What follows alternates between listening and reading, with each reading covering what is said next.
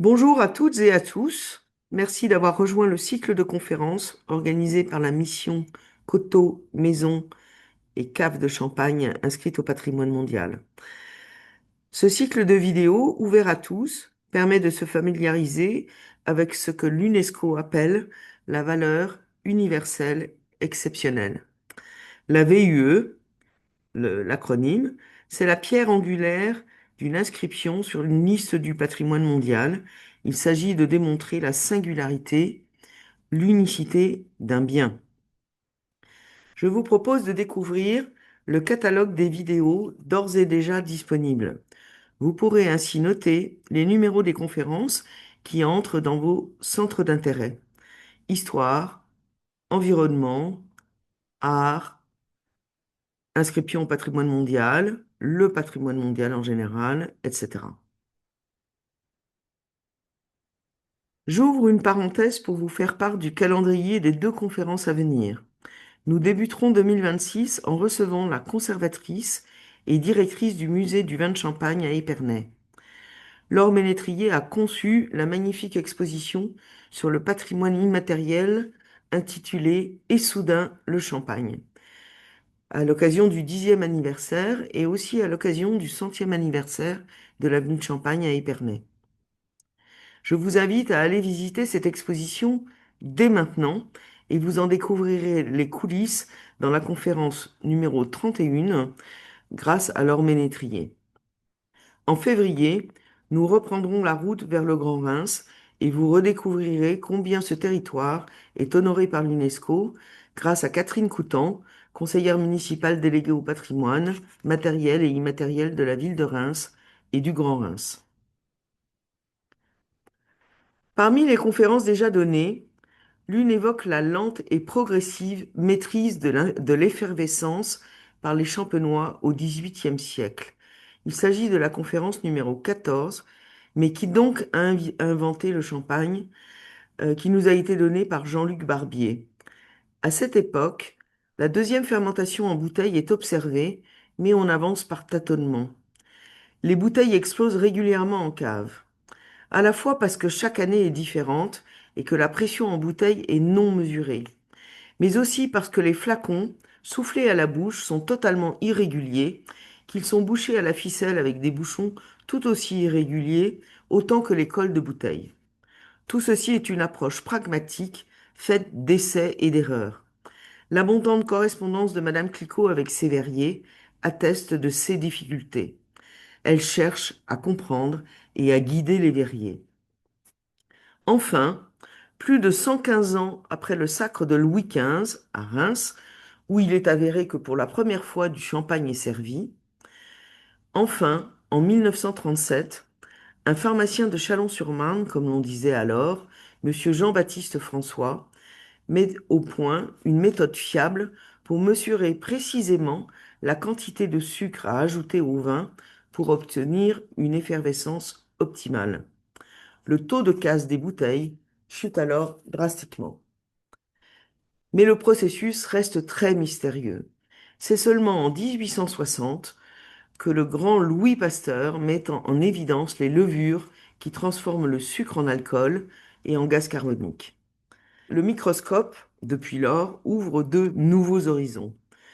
Dans de bien nombreux domaines, de nombreuses innovations scientifiques permettront de passer de l'expérimentation pragmatique à une approche rigoureusement soutenue par la recherche et la science, à commencer par l'œnologie, la biologie et l'agronomie au vignoble. J'aimerais rappeler d'ailleurs que notre conseil scientifique s'appuie sur les savoirs de grands spécialistes historiens, géographes, géologues, géotechniciens, agronomes, spécialistes du patrimoine, etc., qui ont construit le dossier de candidature et qui interviennent régulièrement dans notre cycle de conférences pour partager leur savoir.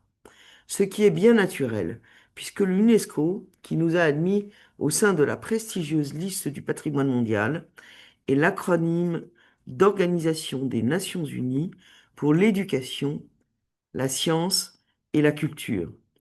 Ainsi, nous participons de son rayonnement. Avant d'entrer dans le microscope de notre conférencier, j'aimerais mentionner que cette approche scientifique va de nouveau être au cœur de nos démarches avec l'apport du projet de recherche du laboratoire GEGENA de l'Université de Reims-Champagne-Ardenne pour explorer et documenter via les nouvelles technologies de numérisation 3D nos caves de champagne. 45 000 euros ont été récoltés au profit de l'URCA lors d'un des événements marquants des célébrations du 10e anniversaire, le dîner caritatif qui s'est tenu le 7 novembre dernier. Grâce à la générosité des partenaires et des convives, ce projet peut naître. C'est une avancée majeure pour comprendre, connaître, explorer et préserver ce patrimoine souterrain et invisible tout à fait unique.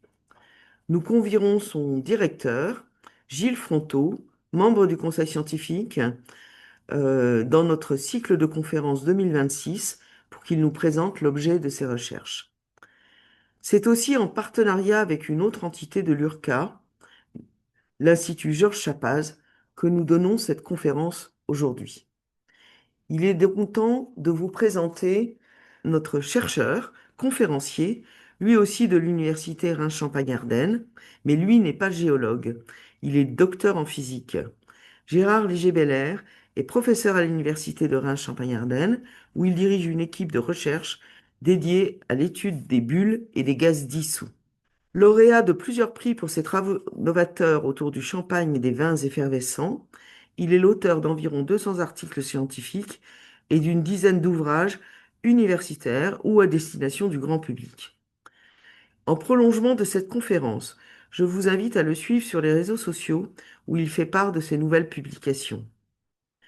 Vous pouvez aussi l'entendre dans un podcast passionnant qui s'intitule Saveurs savantes, réalisé il y a quelques années par François-Régis Gaudry sur France Inter, ou l'épisode 8 ou l'épisode 9, donc sur la notion de pétillance. Et en fait, tout le podcast, c'est très intéressant. Mais évidemment, Gérard est le plus intéressant et c'est lui qui nous occupe aujourd'hui. Gérard va nous permettre d'entrer au cœur de ces découvertes et au cœur d'une flûte de champagne avec des images qui nous révèlent l'effervescence sous un jour que vous ne soupçonnez sûrement pas si vous ne les avez jamais vus. À quelques jours de la période des fêtes, buvez en images ces phénomènes physiques étonnants qui sont le fondement même de notre patrimoine immatériel. L'effervescence et l'explosion du bouchon qui ont permis au champagne de devenir le symbole de la célébration. Et donc, c'est notre troisième critère d'inscription, le patrimoine immatériel, parce que le champagne est symbole de la célébration, de la réconciliation et de la paix. C'est l'occasion pour moi de vous souhaiter de très joyeuses fêtes de fin d'année et je vais laisser la parole à Gérard Léger-Belair qui vous donnera quelques conseils sur la meilleure flûte, le meilleur verre pour pouvoir déguster euh, du champagne pendant vos réveillons. Je vous souhaite une belle conférence et une très bonne année 2026. Eh bien, merci beaucoup Anne pour cette introduction. Bonjour à toutes et à tous.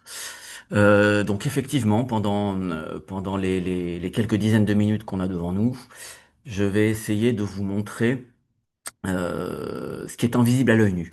On a évidemment tous et toutes déjà dégusté de nombreux flacons, mais est-ce qu'on s'est vraiment posé les questions de comment remontent les bulles, comment elles explosent, comment elles diffusent les arômes? Donc c'est vraiment l'idée de cette petite conférence de vous montrer les petits secrets derrière une dégustation de champagne. Alors, avant de rentrer dans le vif du sujet, je vais quand même vous donner quelques chiffres pour remettre quelques idées en place. L'univers des vins dans le monde, c'est grosso modo 30 milliards de bouteilles produites annuellement.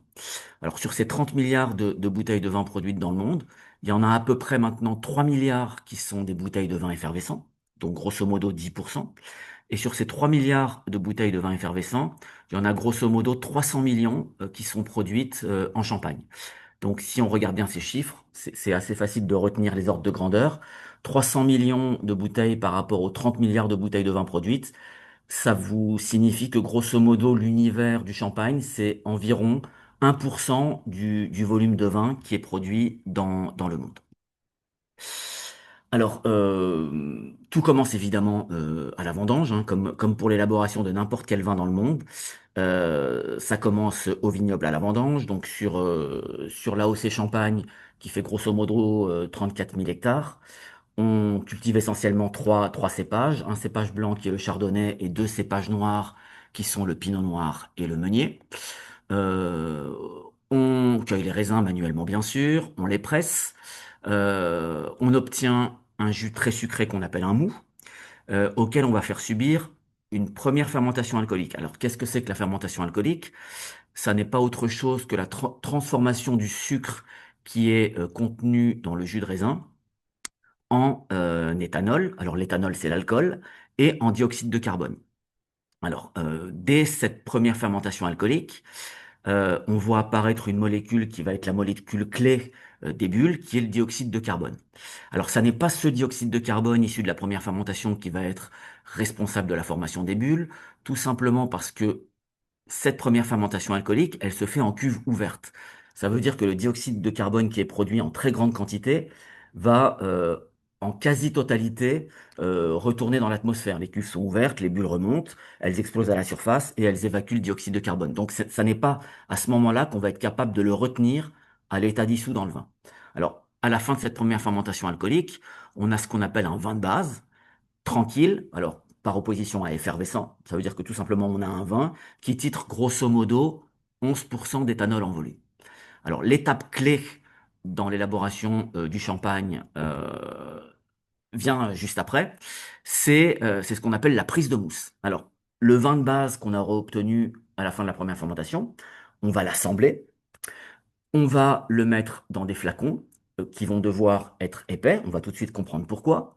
Et on va rajouter dans ce vin de base du sucre, parce que n'oubliez pas que la totalité du sucre qui était déjà présent dans le mou a été consommé au moment de la première fermentation alcoolique. Donc quand la première fermentation est terminée, on n'a plus de sucre dans le vin, on va devoir en rajouter, mais cette fois-ci, la différence fondamentale avec notre première fermentation alcoolique, c'est que cette deuxième fermentation alcoolique qu'on appelle la prise de mousse, elle va se faire dans le système clos de la bouteille. Notre bouteille, on va la sceller avec une capsule.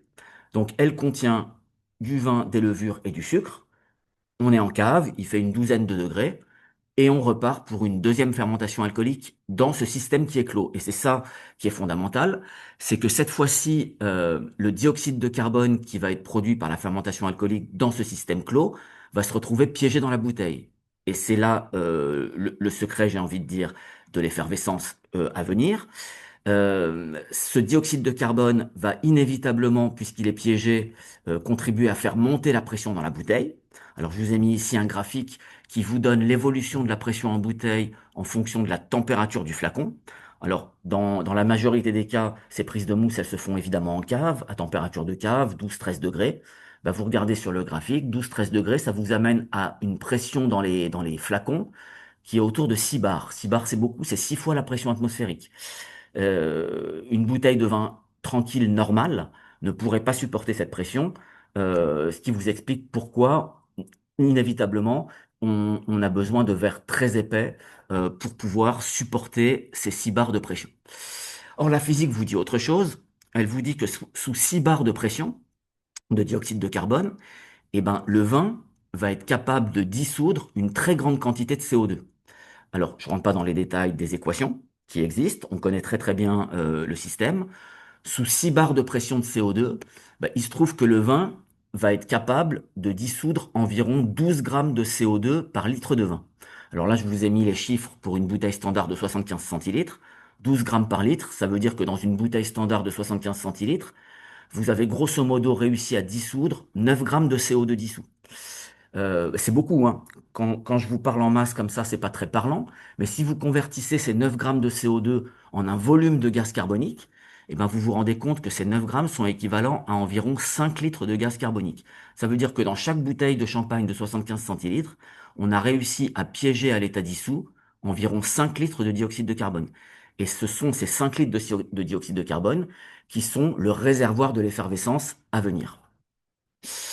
Alors, je vais passer d'autres étapes fondamentales, notamment le dégorgement. Une fois que la prise de mousse est terminée, on va devoir laisser vieillir ces bouteilles en cave, plus ou moins longtemps. Et là, il y a quand même quelque chose d'assez important, c'est qu'au fil du vieillissement, il se trouve que la valeur de 12 grammes par litre que je vous ai donnée pour le CO2 dissous, elle va inévitablement diminuer. Pourquoi? Parce que les capsules qu'on utilise pour sceller les bouteilles sont évidemment totalement hermétiques au liquide. Vous n'avez pas de liquide qui va fuir. Par contre, ces capsules ne sont pas 100% hermétiques au transfert de gaz. Comme vous avez du CO2 sous pression dans la bouteille et que vous n'en avez quasiment pas dans l'atmosphère ou à l'état de trace, eh ben, le CO2 va fuir progressivement au fil des ans, ce qui signifie que votre bouteille, elle va progressivement perdre son potentiel d'effervescence. Retenez ça, ça va jouer un rôle par la suite au moment de la dégustation. Alors, il y a aussi autre chose qui se passe au moment de cette étape de vieillissement sur lit qui peut durer plus ou moins longtemps. Vous avez l'oxygène de l'air qui va, lui, faire le chemin inverse du CO2. L'oxygène de l'air va pénétrer progressivement dans les bouteilles et va contribuer à faire évoluer les arômes. Donc, retenez que pendant cette étape de vieillissement, vous allez perdre du CO2 progressivement et vous allez oxyder progressivement votre vin, ce qui va le faire évoluer. Alors, je vous ai mis ici un graphique qui vous donne la perte de dioxyde de carbone au fil des années en fonction d'un type de capsule. Et vous voyez qu'on a une décroissance exponentielle de la concentration en CO2 dissous. Alors ça doit nous alerter parce que n'oubliez pas que le CO2, c'est le réservoir de l'effervescence. Donc, si on perd du CO2 au fil des ans, ça veut dire que concrètement, on perd un peu le potentiel d'effervescence de ce vin. Ce qui veut dire que il faudra quand même pas le mettre sur le marché trop longtemps, pour ne pas prendre le risque de se retrouver avec des bouteilles qui auraient perdu trop de CO2 et donc trop de potentiel d'effervescence. Alors, il y a un chiffre qui est très connu en physique, qui est la concentration critique d'effervescence. On sait que en dessous de grosso modo 2,5 grammes de CO2 dissous par litre, un vin effervescent n'est plus en capacité de faire des bulles. Donc évidemment qu'il ne faudra jamais laisser vieillir une bouteille au-delà de cette limite critique d'effervescence. Et vous voyez sur le graphique que pour cette capsule en particulier, cette concentration critique d'effervescence, elle se situe autour de grosso modo 25 années de vieillissement. Donc si vous dépassez ces 25 années de vieillissement sur lit, eh ben, vous prenez évidemment le risque de mettre un vin effervescent, un vin de champagne qui ne sera pas en capacité de faire des bulles, ce qui n'est évidemment pas ce qui est souhaité. Euh, alors, je ne vais pas plus m'apesantir sur cette étape-là, qui est, on a compris, fondamentale parce que le vin voit ses arômes se modifier, mais voit aussi son potentiel d'effervescence diminuer. C'est, c'est une des thématiques principales de notre laboratoire parce qu'en fonction du type de capsule qu'on va utiliser, on va modifier cette courbe de décroissance exponentielle, mais également la consommation d'oxygène par le vin. Donc on est en lien avec des élaborateurs et de capsules et des maisons de champagne pour essayer de comprendre exactement, en fonction de tous les paramètres de notre bouteille, comment justement ce potentiel d'effervescence va diminuer et comment l'oxydation va progressivement se faire. Une fois que le chef de cave juge que les bouteilles sont bonnes à être mises sur le marché, il va falloir dégorger les bouteilles, donc retirer les levures, et puis boucher les bouteilles avec des bouchons en liège. Donc nous, dans la suite de cette conférence, on va maintenant se mettre dans la peau d'un dégustateur qui a acquis une bouteille de champagne, et on va faire une espèce de dégustation de champagne virtuelle depuis le débouchage de la bouteille jusqu'au phénomène assez extraordinaire qui se produisent dans votre flûte. Alors tout commence par le débouchage de la bouteille. Alors je vais vous passer ici un petit film qui vous montre à quel point les phénomènes sont surprenants. Alors, c'est un film qu'on a évidemment réalisé dans notre laboratoire, pas avec des caméras classiques, avec ce qu'on appelle des caméras ultra rapides. Alors, les caméras ultra rapides sont des caméras qui sont susceptibles de filmer plusieurs milliers, voire même parfois plusieurs dizaines de milliers d'images par seconde. C'est ça qui va vous permettre de vous montrer des phénomènes qui, bien sûr, sont totalement invisibles à l'œil nu. Donc, regardez ce qui se passe au moment du débouchage. Vous avez un petit nuage qui se forme. Je vous expliquerai juste après ce qui se passe. Regardez aussi la violence du phénomène. Au niveau de l'interface, le champagne est littéralement atomisé. On n'a évidemment pas secoué les bouteilles. Ça, c'est ce qui se produit de temps en temps qu'on a affaire à des bouteilles qui sont dites gerbeuses. Ça veut dire qu'elles sont un petit peu nerveuses. Et au moment du débouchage, vous avez une formation exagérée de bulles dans le liquide. ce qui va vous conduire en quelques dixièmes de seconde à vous faire déborder une partie du liquide contenu dans votre bouteille. Ça aussi, c'est une des thématiques de notre laboratoire. On essaye de comprendre pourquoi et comment, dans certains cas, des bouteilles gerbent et pourquoi, encore une fois, Dieu merci, dans la plupart des cas, ça n'est pas le cas. Alors, on va revenir sur quelques phénomènes qu'on a pu voir sur ces films pris en imagerie haute vitesse. Et notamment, on va décortiquer le rôle de la température de la bouteille au moment du débouchage. Alors là, je vous ai mis deux petites séquences de bouteilles qui ont été filmées. Un lot avait été stocké au préalable dans une cave à 12 degrés et l'autre lot avait été laissé stocké à température ambiante à une vingtaine de degrés. Et vous allez voir déjà que la température joue un rôle assez fondamental au moment du débouchage. Alors, on va d'abord s'occuper du cas de la bouteille à 12 degrés. Donc, regardez ce qui se passe. Le bouchon saute. Et une fois que le bouchon saute, vous voyez que instantanément, on a un petit nuage blanchâtre qui se forme au-dessus du goulot de la bouteille. Alors, comment expliquer l'apparition instantanée de ce petit nuage? Alors, c'est assez simple au niveau de la physico-chimie et c'était déjà connu avant nos travaux. Rappelez-vous que dans la bouteille bouchée, vous avez affaire à du dioxyde de carbone sous pression, grosso modo à 6 bars pour le cas de la bouteille à 12 degrés. Quand le bouchon saute, vous faites instantanément passer le volume de gaz carbonique sous pression à 6 bars à la pression ambiante de 1 bar. Alors en physique, c'est ce qu'on appelle une décompression adiabatique. Adiabatique, ça veut dire que c'est tellement rapide que ça va être systématiquement associé à une très forte chute de la température du gaz. C'est de la physique, ça fonctionne comme ça. Donc votre gaz qui était initialement à 12 degrés, en quelques centièmes de seconde, il va voir sa température chuter à moins 75 degrés. Vous avez une petite formule qui vous dit ça. Et ça n'est pas anodin. Votre dioxyde de carbone qui, en quelques centièmes de seconde, se retrouve à moins 75 degrés, c'est évidemment glacial. Ça va refroidir l'air ambiant et dans l'air ambiant, vous avez de la vapeur d'eau. Ben, cette vapeur d'eau, elle va se refroidir en dessous de son point de condensation. Et ce que vous voyez là, le petit nuage blanchâtre, ça n'est pas autre chose que la vapeur d'eau qui est en train de se condenser en petites gouttelettes d'eau. Donc ce petit nuage blanc, c'est physiquement un mini nuage fait de milliers et de milliers de petites gouttelettes d'eau. C'était des choses qui étaient largement connues déjà avant nos travaux. Alors, le petit point original qui est survenu après, c'est qu'on s'est posé la question du rôle de la température de la bouteille. Donc maintenant, on va discuter de ce qui est en train de se passer pour notre bouteille qui est débouchée cette fois-ci à 20 degrés. Alors regardez l'image du bas. On est à 20 degrés. Alors à 20 degrés, la pression dans la bouteille, elle n'est plus de 6 bars, mais elle est grosso modo de 8 bars. Donc on a une pression plus importante, donc une décompression adiabatique plus importante. Et cette fois-ci, votre petit volume de dioxyde de carbone, il va voir sa température chuter maintenant à moins 90 degrés. Alors là, il va se passer tout à fait autre chose. Moins 90 degrés Celsius, il se trouve que c'est en dessous de la température de congélation du dioxyde de carbone qui est de moins 79 degrés Celsius.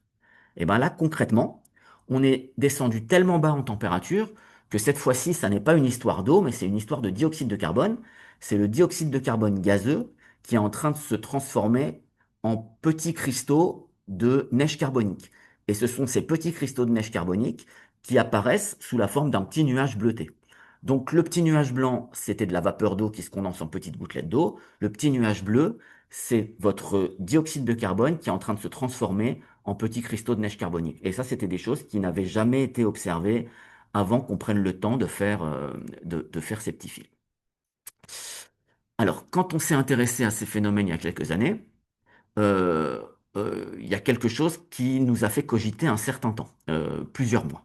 Alors, je vous remets ici en gros plan. Euh, ce qui se passe au-dessus du goulot de la bouteille, alors vous reconnaissez un nuage bleu, ça veut dire qu'on a affaire à une bouteille qui a été débouchée à température ambiante à une vingtaine de degrés. Et vous voyez que dans le nuage de cristaux de neige carbonique, systématiquement, on a vu l'apparition d'une petite ligne horizontale parallèle au goulot de la bouteille. C'est une petite ligne horizontale qui est extrêmement fugace. Grosso modo, sa durée de vie, c'est à peu près un millième de seconde. Et puis ensuite, elle va disparaître. Ben ça nous a fait cogiter un certain temps. Alors voilà, là, je vous remets le petit film qui vous montre très clairement l'apparition de cette petite ligne. qui va disparaître au bout de grosso modo un millième de seconde. Et bien là, la solution, elle est venue d'un domaine qui n'est évidemment pas de l'œnologie des vins effervescents, parce que ces phénomènes n'avaient pas été explorés jusqu'alors. Et ben, la solution, elle est venue de façon très surprenante de l'aéronautique. Je vous ai mis ici l'image d'un avion de chasse. Et ce que vous voyez au niveau des réacteurs de cet avion de chasse, très clairement, vous voyez que dans les gaz qui sont éjectés des tuyères des réacteurs, vous avez l'apparition aussi de petites lignes qui sont parallèles à la tuyère du réacteur. Eh ben, ce qui est en train de se passer au niveau de ces gaz éjectés par le réacteur de l'avion de chasse, eh ben, c'est exactement la même chose qui est en train de se passer au niveau de notre nuage de gaz carbonique qui est en train de s'échapper de notre goulot. Ça s'appelle des ondes de choc. Alors, dans quel cas des ondes de choc se produisent? Eh ben, dans le cas où les gaz sont éjectés à des vitesses très supersoniques. Alors on comprend que c'est évidemment normalement le cas dans le cas de notre avion de chasse. Pour que l'avion avance à très haute vitesse, il faut forcément éjecter au niveau des réacteurs des gaz à très haute vitesse. C'est le principe action-réaction. Eh ben, il se trouve qu'au niveau du goulot de notre bouteille de champagne, vous aviez un gaz qui était sous très forte pression, grosso modo 8 bars. Et ben, quand vous libérez le bouchon, et ben, ces gaz sous 8 bars, ils vont être éjectés à des vitesses très supersoniques. Et donc, on est dans des conditions favorables pour l'apparition d'une onde de choc. Et c'est exactement ça que vous voyez sur ces images. Donc ça avait vraiment été une grosse surprise à l'époque. On avait pris même contact avec des laboratoires qui étaient spécialisés dans ces phénomènes. On a mis tout ça en équation, je rentre pas dans les détails, mais on a affaire à des choses qui sont extrêmement surprenantes.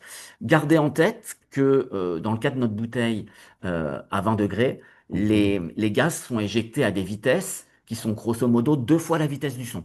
Alors je vous rappelle que la vitesse du son, c'est environ 1200 km/h. Ben, deux fois la vitesse du son, c'est 2400 km/h. Quand vous débouchez une bouteille de champagne à température ambiante, eh ben dites-vous que les gaz sont éjectés à environ deux fois la vitesse du son. Alors une fois que notre bouteille est débouchée, l'étape qui suit, c'est le service. Alors là, je vous ai mis une photo tout à fait banale du service du champagne dans une flûte. On voit simplement que le champagne est en train d'envahir la flûte.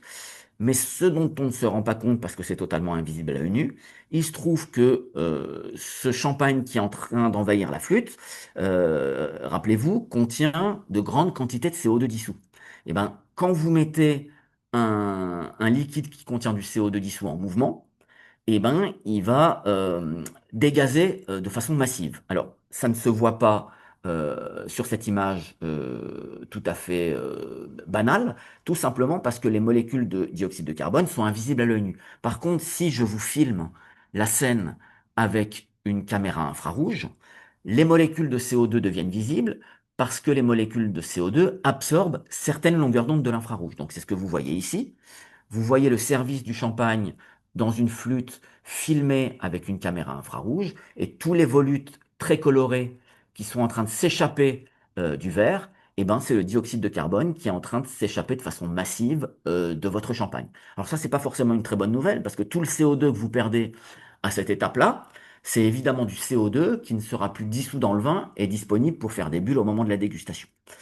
Alors, gardez en tête que grosso modo, pendant le service du champagne dans une flûte qui est tenue droite, on perd environ un tiers du CO2 dissous.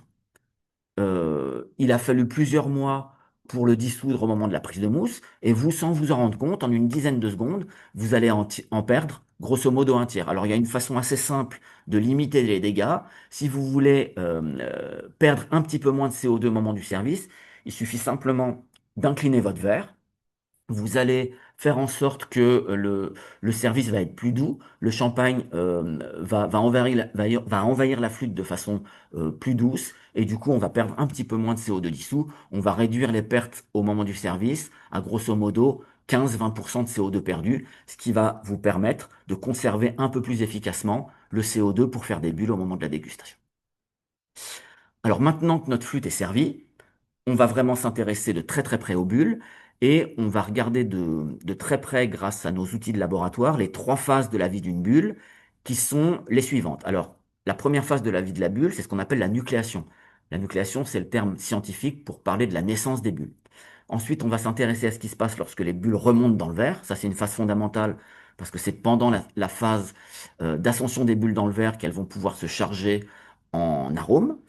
Et dans une dernière étape, une fois que les bulles rejoignent la surface et qu'elles éclatent, et ben on va regarder comment les bulles, au moment d'éclater, vont permettre une diffusion très efficace des arômes qu'elles auront captés pendant leur phase ascensionnelle. Alors d'abord la naissance de la bulle, donc ça c'est vraiment les prémices du travail qu'on a mené à l'université de Reims. Je vous ai mis ici une photo qui vous montre le dispositif qu'on avait utilisé à l'époque.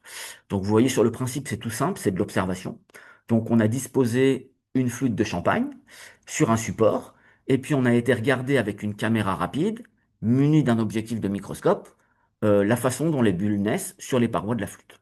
Donc systématiquement on a été visé avec l'objectif de la caméra à la base des petits trains de bulles qui remontent le long des parois. Alors voilà le genre d'image qu'on a obtenu à l'époque. Donc là, je vous ai mis trois images très caractéristiques de la naissance des bulles. Donc qu'est-ce que vous voyez? Vous voyez d'abord des gros ronds noirs. Alors qu'est-ce que sont que ces ronds noirs? Ben, c'est évidemment les bulles qui sont en train de remonter. Et bien, si je reviens à la base de la formation des bulles, vous voyez très clairement sur les images que systématiquement, vous avez une petite particule accrochée à la surface du verre. Ça, c'est le principe de base. Pour avoir des bulles dans une flûte de champagne ou dans n'importe quelle autre boisson gazeuse, il faut forcément que vous ayez des petites particules accrochées à la surface du verre. Ça, c'est le principe de base. En physique, c'est ce qu'on appelle de la nucléation hétérogène. Pour former des bulles dans un liquide dans un liquide alimentaire qui contient du CO2 dissous, eh ben, il faut que vous ayez des petites particules qui jouent le rôle de ce qu'on appelle des sites de nucléation. Si vous n'avez pas de petites particules accrochées à la surface du verre, le CO2 dissous ne pourra pas s'exprimer sous forme de bulle, mais il va dégazer de façon totalement invisible à partir de la surface du verre en s'évaporant. Pour former des bulles, vous devez nécessairement avoir des petites particules accrochées à la surface du verre. Alors ces petites particules, dans l'immense majorité des cas, ce sont tout simplement des petites poussières atmosphériques qui sont déposées à la surface du verre. Si vous n'avez pas fait un traitement particulier à votre verre, naturellement, il va se contaminer de ces petites particules qui sont présentes dans l'air ambiant. Et en plus, si vous essuyez votre verre avec un chiffon, des petites fibres vont pouvoir se détacher du chiffon pour venir envahir progressivement votre flûte. Donc ces petites particules que vous voyez là, c'est ce qu'on appelle des petites fibres de cellulose. Ce sont des petites poussières. Ça, c'était des images fixes. Je vais vous montrer maintenant, évidemment, un petit film qu'on a pris dans notre laboratoire.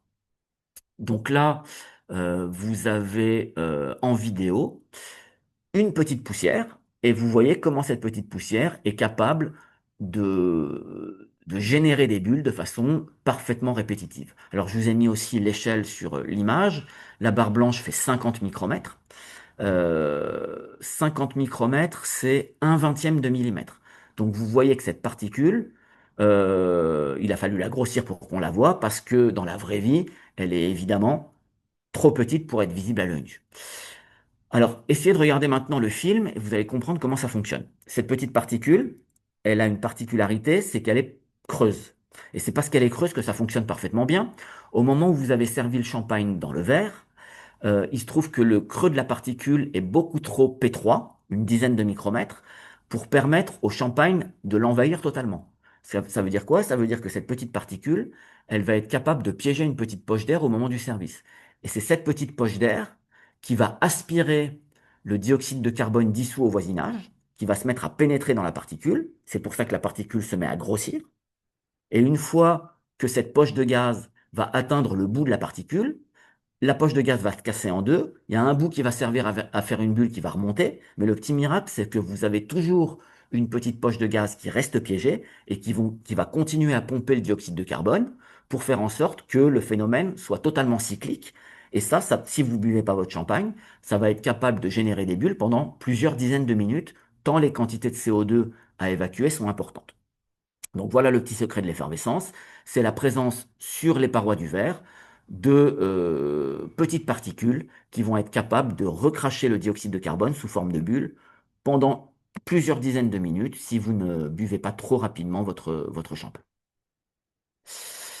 Alors maintenant que vous avez compris comment les bulles se forment, on va essayer de comprendre ce qui se passe lorsqu'elles remontent dans le verre. Donc là, je vous ai mis un petit film qui vous montre les bulles au moment de leur ascension. Qu'est-ce que vous voyez très clairement sur les images? Vous voyez très clairement que les bulles, lorsqu'elles remontent dans le verre, grossissent. Alors ça, c'est pas une grosse surprise d'un point de vue, on va dire, scientifique. N'oubliez pas que les bulles sont en train de remonter dans un milieu qui contient du CO2 dissous. Ben, naturellement, le CO2 dissous, lorsqu'il va rencontrer la paroi d'une bulle, eh ben, il va rentrer dans la bulle, il va contribuer à la faire grossir. Donc c'est tout à fait logique qu'on ait affaire à des bulles qui soient en train de grossir parce qu'elles continuent de se charger en dioxyde de carbone dissous. Mais elles ne font pas ça, Dieu merci. Nous sommes dans un vin. Dans un vin, on a des arômes. Alors, c'est ce qu'on appelle en chimie des composés organiques volatiles. Eh ben, des composés organiques volatiles, ce sont des composés qui vont avoir tendance à s'évaporer facilement. Et ben, naturellement, quand ces composés organiques volatiles vont rencontrer la surface d'une bulle de gaz, eh ben, vous en avez un petit peu qui vont passer dans la bulle. Donc les bulles, elles vont récupérer le CO2 avec elles, mais elles vont aussi récupérer un petit peu d'arôme à chaque fois qu'elles vont remonter. Ben, on comprend très bien maintenant que ces petites bulles qui remontent par centaines à la surface, eh ben, elles vont se faire le vecteur des arômes qu'elles vont être capables de ramener à la surface et de disperser au-dessus du verre au moment où elles vont éclater. Alors quand on s'est intéressé à ces processus, on s'est notamment intéressé à l'époque à la vitesse de grossissement des bulles. Ça nous a tenu en haleine pendant un certain temps. Alors, on a produit à l'époque un certain nombre de modèles mathématiques pour essayer de comprendre ce qu'on observait. Alors, voilà un des modèles mathématiques qui rend le mieux compte de nos données expérimentales. Je ne vais pas rentrer dans les détails qui sont assez compliqués, mais on va quand même discuter ensemble de quelques paramètres qui sont assez faciles à comprendre, qui sont responsables de la vitesse de grossissement des bulles. Alors, le premier paramètre dans l'ordre d'importance qui vous explique la taille des bulles dans votre verre, c'est tout simplement la distance parcourue par la bulle. Alors, la distance parcourue par la bulle, c'est le petit h que vous retrouvez dans votre formule. Vous avez compris que les bulles grossissent quand elles remontent. Donc, plus vous allez leur offrir de distance pour remonter, plus elles vont finir grosses. Donc là, je suis en train de vous dire qu'il y a un acteur majeur dans cette histoire-là, c'est le verre que vous aurez choisi. Si vous avez choisi une flûte haute et étroite, vous allez offrir aux bulles de grandes distances pour remonter, donc elles vont finir plutôt grosses. Alors que si vous avez plutôt choisi une coupe avec une faible hauteur de service, eh ben vous allez offrir peu de distance aux bulles pour remonter, donc elles vont plutôt finir fines. Donc il y a vraiment un acteur majeur responsable en partie de la taille des bulles, c'est la géométrie du verre que vous utilisez pour déguster. Alors, un autre paramètre qui me semble aussi être assez simple à comprendre, c'est la concentration en CO2 dissous. Plus le vin est riche en CO2 dissous, plus il y a de réservoirs de CO2, plus les bulles vont grossir vite. À l'inverse, si vous avez un vin qui a été appauvri en CO2 dissous, ben, vous n'avez pas tellement de molécules de CO2 dans votre verre, donc des bulles qui vont plutôt grossir lentement. Rappelez-vous ce que je vous ai raconté au début du séminaire. La phase de vieillissement sur lit est une phase qui naturellement appauvrit le vin en CO2 dissous, puisque le CO2 va progressivement fuir au niveau de la capsule. Donc, si vous dégustez un vieux millésime qui a été naturellement appauvri en CO2 dissous, eh ben, naturellement, ce vieux millésime, il va être caractérisé plutôt par des fines bulles, parce que le réservoir de CO2 a été appauvri au moment du vieillissement. Donc vraiment, un des caractères majeurs des vieux champagnes et des vieux vins effervescents, c'est de faire des petites bulles et pas des grosses bulles. Et enfin, un dernier paramètre qui est aussi intéressant à discuter, c'est ce qu'on appelle l'accélération de la gravité. Alors l'accélération de la gravité, c'est un paramètre en physique qui est lié à la planète sur laquelle on est. Alors aujourd'hui, on est évidemment sur la planète Terre. La planète Terre est associée à une certaine valeur pour l'accélération de la gravité. Mais si dans le futur, et on y viendra tôt ou tard, on est amené à déguster des champagnes et des boissons à bulles sur d'autres planètes, et ben on sera soumis à une autre gravité, ce qui aura aussi des conséquences sur la dynamique ascensionnelle des bulles, et je vais vous illustrer ça un petit peu plus loin. Alors, sur cette image, je vous illustre le rôle du choix du verre. On a servi le même champagne à gauche dans une coupe et à droite dans une flûte. Et ben, vous voyez que dans le cas de la flûte, les bulles sont naturellement beaucoup plus grosses que dans le cas de la coupe, tout simplement parce que la géométrie de la flûte est favorable à des grandes distances aux bulles pour remonter, donc des bulles qui finissent naturellement plus grosses. Donc vous voyez sur cette slide l'importance du choix du verre quand on s'intéresse à la taille des bulles. Et maintenant, je vais vous illustrer le rôle de l'âge du champagne. On a pris des images, évidemment, à la même échelle, d'un train de bulles à gauche dans un millésime 2000 et à droite dans un millésime 2008. Donc, il y a 8 années de vieillissement qui séparent ces deux vins. Et vous voyez que les bulles les plus fines sont celles du millésime 2000, tout simplement parce que le millésime 2000 a eu 8 années de vieillissement supplémentaire. Et pendant ces 8 années de vieillissement supplémentaire par rapport au millésime 2008, eh ben, il s'est appauvri en CO2 dissous. Ça veut dire qu'il contenait, au moment de la dégustation, moins de CO2 que le millésime 2008. Et donc, une de ses caractéristiques, au-delà de ses arômes qui ont évidemment aussi été modifiés, euh, une de ses caractéristiques fondamentales, c'est que, il était en capacité de faire des plus petites bulles parce qu'il contenait moins de CO2 dissous. Et puis sur cette slide, je vais vous montrer l'importance de ce que je vous expliquais juste avant, l'accélération de la gravité. Donc on fait une espèce de dégustation virtuelle sur Terre qu'on va comparer avec une dégustation sur Mars et puis sur la Lune. Alors la seule chose qu'on va changer, c'est l'accélération de la gravité. Et ben vous voyez que les conséquences sur le train de bulles, quand on change de planète, ça va être de modifier à la fois le nombre de bulles qui vont être formées, mais aussi le grossissement de ces bulles. Il se trouve que l'accélération de la gravité sur Mars est environ 3 fois plus faible que l'accélération de la gravité sur Terre. Donc les bulles vont grossir plus efficacement. Et si vous passez sur la Lune, on va avoir encore une gravité qui va être réduite par rapport à Mars. Et vous voyez qu'on va encore augmenter le nombre de bulles et qu'on va les faire grossir. Donc vraiment, cette accélération de la gravité, c'est aussi un paramètre fondamental qui sera amené à être étudié dans les années, dans les décennies qui viennent, quand on aura conquis d'autres mondes. Alors, tout ce que je vous ai parlé, tout ce que je vous ai dit jusqu'à présent, j'ai envie de dire, c'était des choses que l'œil était encore en capacité de juger. L'œil est en capacité de juger des petites bulles, des grosses bulles.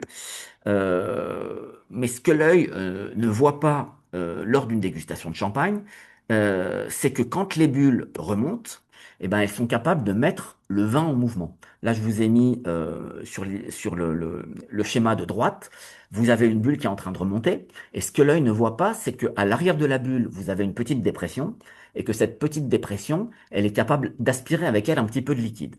Ben, comme vous avez des centaines de bulles qui cohabitent dans une flûte de champagne et qui remontent ensemble, et ben, ces centaines de bulles, chacune avec leur petite dépression à l'arrière, eh bien ça va être en mesure finalement de vous mettre en mouvement la quasi-totalité du vin que vous avez dans votre verre.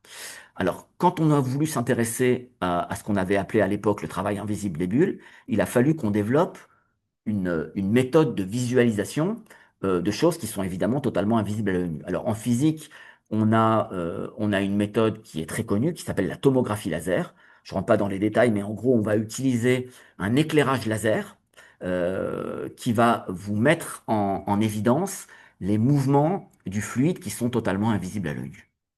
Alors regardez le type d'image qu'on obtient par tomographie laser. Je vous ai mis ici la tomographie laser d'une flûte de champagne une fois qu'elle a été servie. Et tous les volutes bleus que vous voyez là, ça n'est pas le mouvement des bulles, c'est le mouvement du fluide induit par les bulles qui sont en train de remonter.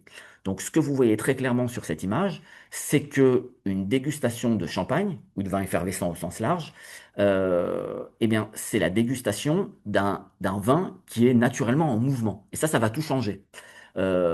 Pourquoi? Parce que quand vous avez un vin qui est en mouvement, il va être capable d'exprimer les arômes de façon beaucoup plus efficace que s'il est au repos. Ça veut dire quoi? Ça veut dire que quand vous dégustez un vin effervescent, vous n'avez même pas besoin de remuer votre verre, comme vous le faites avec un vin tranquille. Quand on déguste un vin tranquille et qu'on veut accentuer l'expression aromatique, ben on fait tous quelque chose sans même réfléchir, c'est qu'on va remuer le verre avant de le porter au nez. Et après avoir remué le verre, on se rend compte qu'effectivement, le vin est beaucoup plus expressif au nez. Et ben, il se trouve que dans la dégustation d'un vin effervescent, les bulles font ce travail-là pour vous. Les bulles mettent suffisamment en mouvement le vin dans le verre pour que les arômes s'échappent de façon très efficace.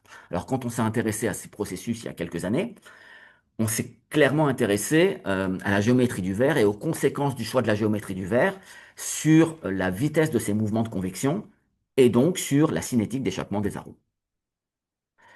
Alors, je vous mets ici, par exemple, la comparaison entre deux formes extrêmes, à gauche la flûte et à droite la coupe.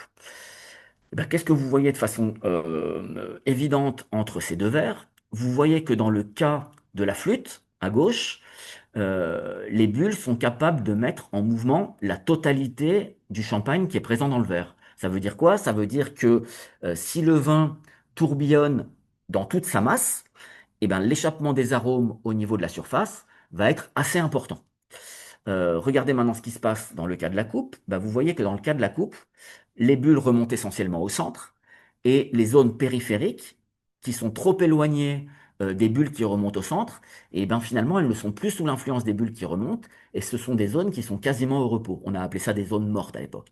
Ça veut dire quoi? Ça veut dire qu'il n'y a, dans le cas de la coupe, que la zone centrale qui va être en mesure de faire s'évaporer les arômes de façon efficace, alors que les zones périphériques qui sont au repos, ne vont pas du tout participer de façon efficace à l'évaporation des arômes. Donc là aussi, on comprend l'importance du choix de la géométrie du verre.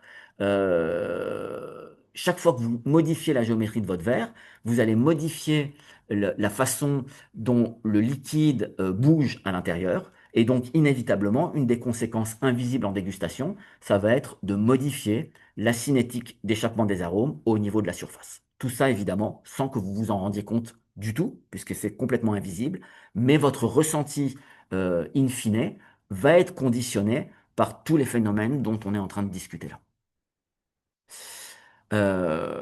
Alors à l'époque, on s'était aussi rendu compte d'autres choses.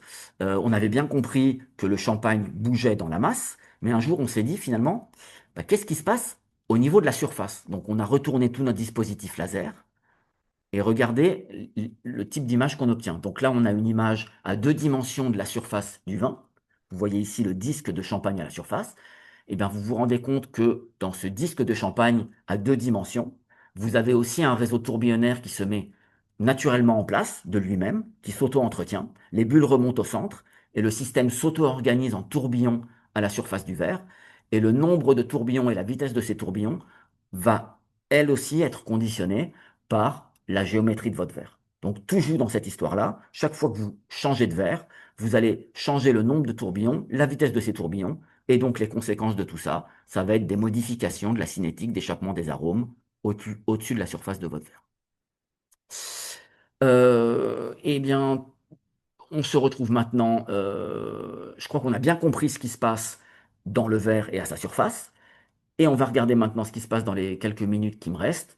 Lorsque les bulles arrivent en surface et qu'elles éclatent, là aussi vous allez vous rendre compte qu'on a un dispositif supplémentaire qui va se mettre en place pour, encore une fois, accentuer l'évaporation des arômes. Là, je vous ai mis deux images. À droite, vous avez ce qui se passe au-dessus d'une flûte, et à gauche, vous avez ce qui se passe au-dessus d'un verre de soda. On a des phénomènes qui sont du même ordre. Vous vous rendez compte très clairement que sur les deux images, vous voyez au-dessus des verres la naissance de petites gouttelettes qui vont remonter plusieurs centimètres au-dessus de la surface. Alors en physique, c'est ce qu'on appelle un aérosol de gouttelettes. Et il se trouve que cet aérosol de gouttelettes, dans le cas du champagne et des vins effervescents, va jouer un rôle majeur. Alors on peut faire un parallèle entre ce qui se passe au-dessus de votre flûte de champagne et ce qui se passe quand vous appuyez sur un brumisateur de parfum. Qu'est-ce qui se passe quand vous appuyez sur un brumisateur de parfum? Le parfum qui est à l'état liquide dans le flacon, lorsque vous appuyez sur le bouton poussoir, eh bien le parfum à l'état liquide va ressortir au niveau de la buse et va se retrouver vaporisé en des dizaines de milliers de petites gouttelettes qui forment ce qu'on appelle un aérosol. Et ces petites gouttelettes, lorsqu'elles vont se balader dans l'atmosphère, ben, il y a une partie de ces gouttelettes qui va s'évaporer.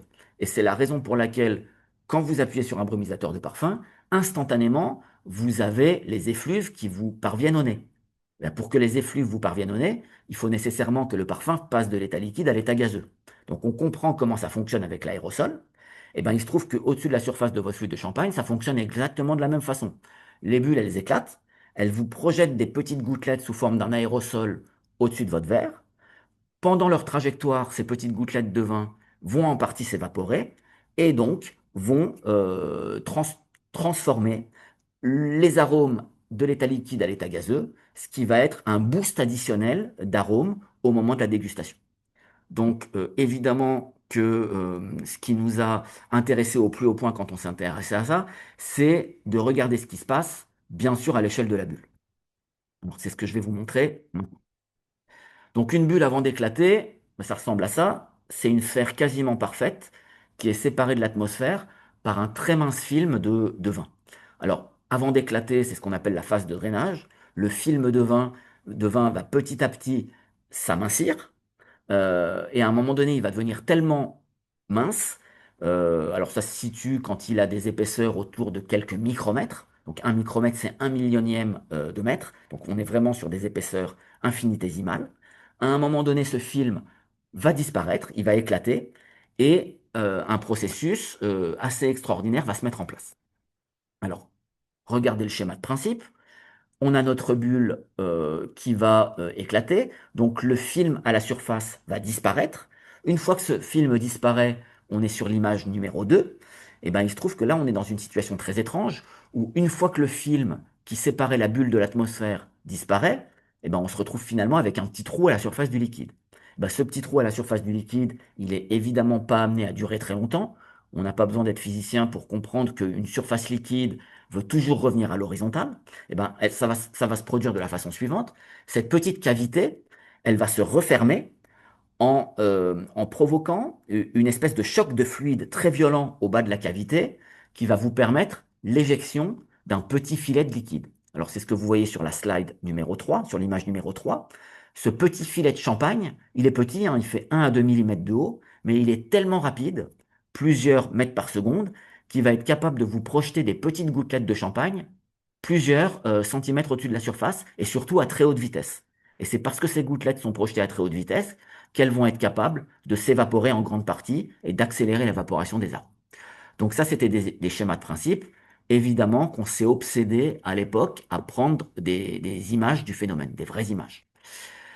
Donc c'est là qu'on va encore revenir à l'utilisation de l'imagerie haute vitesse qui a fait ces dernières décennies des progrès fulgurants.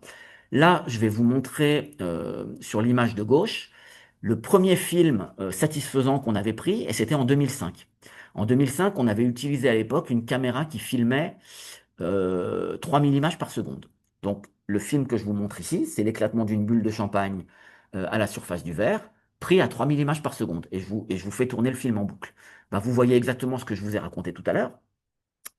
Le petit film disparaît, la bulle éclate, on se retrouve avec un trou à la surface du liquide, et ce trou, en se refermant, vous provoque l'éjection d'un petit filet de champagne qui va se casser en gouttelettes. Mais quand même, quand je revois ces images, alors on était évidemment très content à l'époque, mais quand même, ce film, vous êtes d'accord avec moi, il est flou. Alors, il n'est pas flou parce qu'on a fait une mauvaise mise au point, il est flou parce que même à 3000 images par seconde, ce qui peut vous sembler très impressionnant comme cadence de prise de vue, ben, il se trouve que c'est pas encore assez rapide pour figer parfaitement le phénomène. Si on veut aller voir plus de détails, on est obligé d'utiliser des caméras qui vont être capables de filmer encore plus rapidement que 3000 images par seconde. Alors la première fois qu'on a eu accès à une caméra vraiment, vraiment ultra performante, c'était en 2015, où on a pu avoir accès, grâce à des collègues parisiens, à une caméra qui était en capacité de filmer 50 000 images par seconde. Et bien regardez ce qui se passe quand la bulle éclate et que c'est filmé à 50 000 images par seconde. Et ben, cette fois-ci, tout est parfaitement net. Vous voyez chaque petite gouttelette qui se détache et qui est en train de remonter. Alors, je vais vous repasser le film. Excusez-moi. Voilà. Et quand on s'est intéressé à ça, eh ben on avait même relié notre PC à un système d'exploitation des images qui nous permet de suivre chaque gouttelette et même de suivre la façon dont elle s'évaporait. Donc chaque bulle qui éclate, gardez en tête que chaque bulle qui éclate vous projette des petites gouttelettes qui vont s'évaporer en partie. Et une partie du travail qu'on a mené à l'époque, c'était de regarder quels étaient les paramètres physico-chimiques du vin qui étaient en capacité de modifier la cinétique d'évaporation de ces gouttelettes au fur et à mesure de leur ascension. Alors, j'ai pas le temps ici, malheureusement, de rentrer dans tous les détails qui sont assez complexes, mais vous avez plusieurs paramètres du vin qui sont en capacité d'avoir une action sur la cinétique d'évaporation des arômes. Je vais vous en citer quelques-uns, sans rentrer dans les détails, mais il y a un paramètre qu'on appelle la tension de surface, qu'on est en capacité de pouvoir modifier si on a envie de la modifier. On a aussi un autre paramètre qui est la viscosité du vin.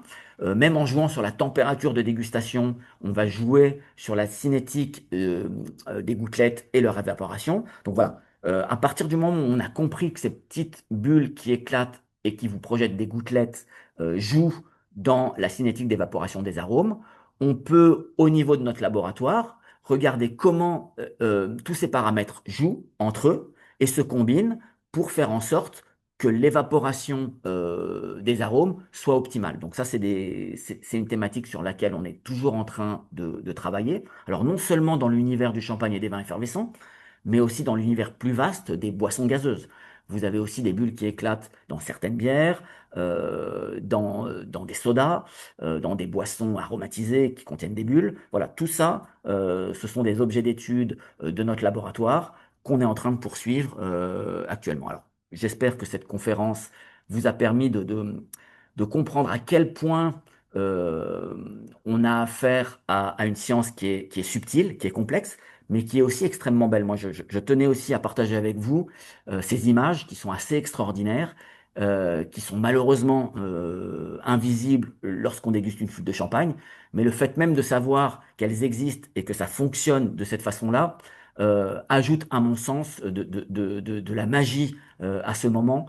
Et j'espère que vous aurez ces images-là en tête la prochaine fois que vous dégusterez une flûte de champagne. Je vous remercie de m'avoir écouté et peut-être à une prochaine fois lors d'une prochaine conférence.